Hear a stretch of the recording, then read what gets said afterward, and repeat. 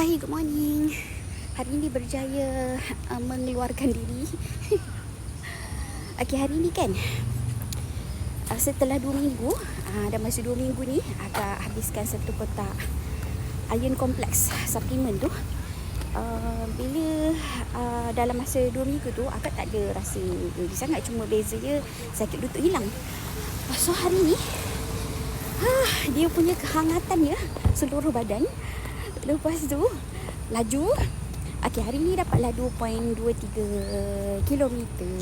Biasanya dapat 1.8, lebih kurang 4 round. So hari ni dapat 5 round.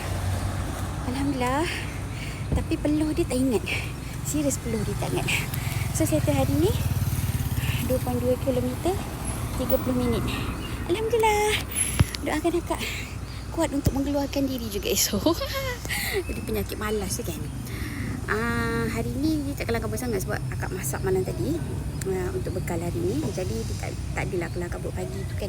Pagi bangun tadi sembahyang subuh, tak fikir apa, terus keluar je. Kalau tak nanti nak defrost ayam lah kan. Semua tadi akak nak masak siap-siap. So good lah semua. Akak doakan korang terus semangat, jangan give up.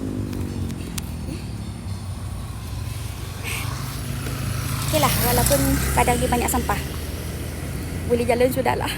Okay, bye korang. Assalamualaikum.